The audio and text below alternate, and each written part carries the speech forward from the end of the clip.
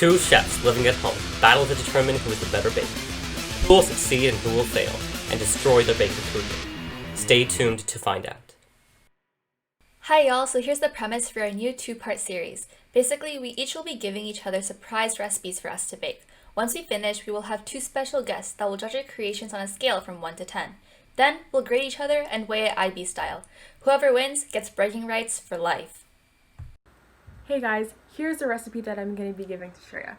It's an apple crisp cheesecake that really fits with the cozy autumn weather that we've been having recently.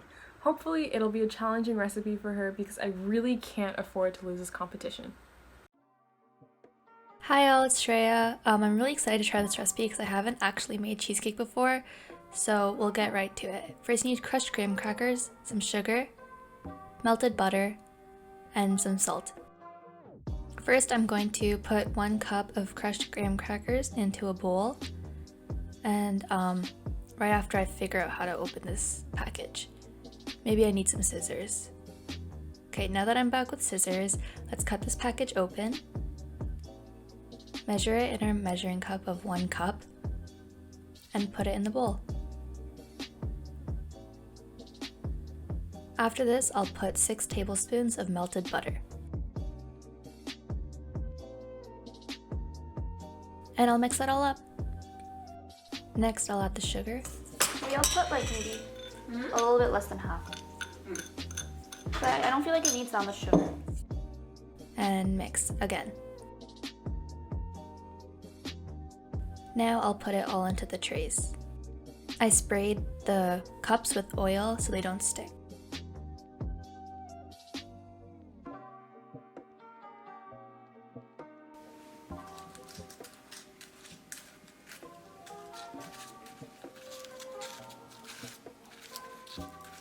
It was kind of inefficient to flatten them down with just a spoon, so for like starting from the 4th one, I went and got like this little metal cup that I found in my pantry.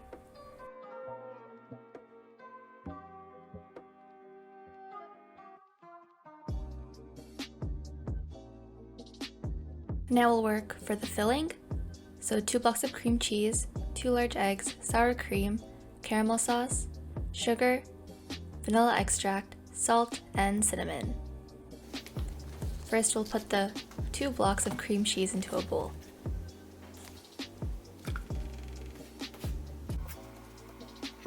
So at first, because I didn't actually warm this up to room temperature enough, it was kind of inefficient to use my fork and do it, and as you can see I kind of got a little bit frustrated. Yeah, it's not really working well. So I came back and got like a tiny whisk, but that tiny whisk was also like borderline infuriating to use. So I just used hot water to melt it and then I mixed it. So now we'll be cracking our 2 eggs.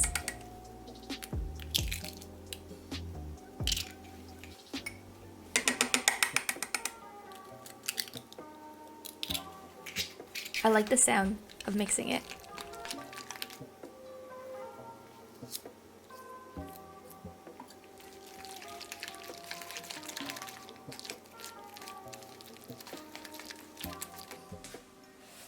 After that, I put in my caramel. I can't believe I am doing this right now and I have so much to do.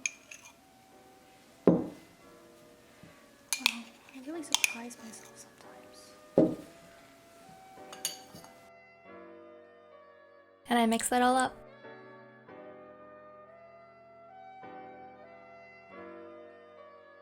Next, I'll add my cinnamon, salt, and the rest of my sugar, and vanilla extract.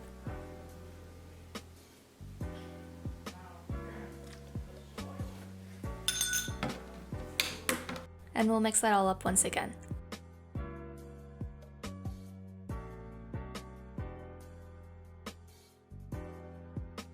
And now we'll pour this into our muffin cup in our muffin tray, I guess. Yeah, I don't know why my camera's out of focus here, sorry. My dad didn't teach me how to do it, how to like autofocus, so. Now we'll make our topping. So for our topping, some flour, oats, brown sugar, and then now we need to mix it into a bowl. The bowl I chose was too small for the topping mixture that I had made, but I was stubborn and I even got a big whisk to try to mix it, but this was also really hard to do for no reason. So in an effort to save it, I put it back into the measuring cup to try to mix it once more.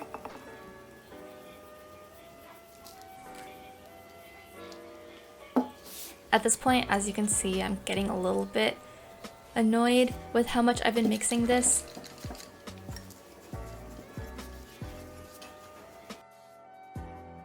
And then I put it little by little back into the small bowl that I chose to try to mix it once more. I got a big bowl now, and I'm mixing it so much easier. And now I'll add the butter. I do not know why I'm cutting the butter off screen, but here it is.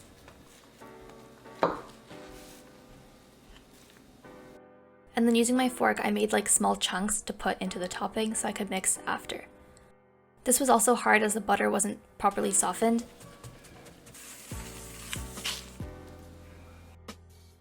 And then I mixed that all up.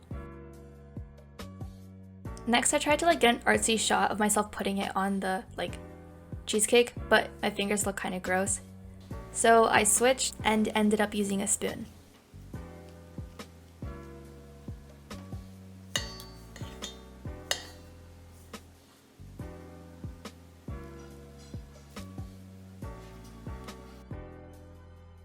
And then I just did that to all of the mini cheesecakes. And then I got apple that I thinly sliced, and then using my fingers, I just broke them apart and then put them in.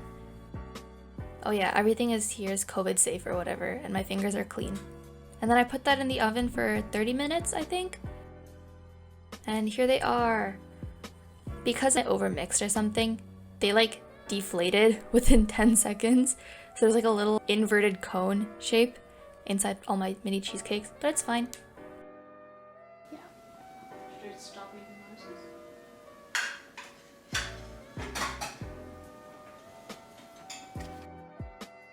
Time for a bad montage. But it smelled so good in my house afterwards, I couldn't believe it.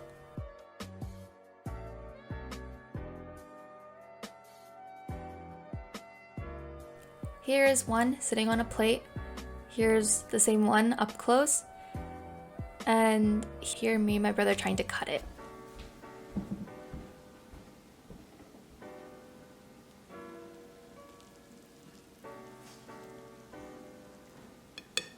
This was so satisfying to do. Okay, try again.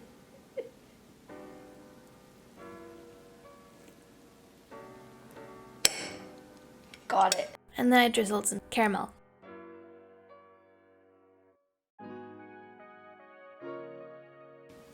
So, Sachin, look at it. Have any first impressions? Looks very good, very, I can't do this, I can't do this, I don't know. So, Sachin, what are your first impressions of it? Looks pretty good. So what do you think went into it? What ingredients?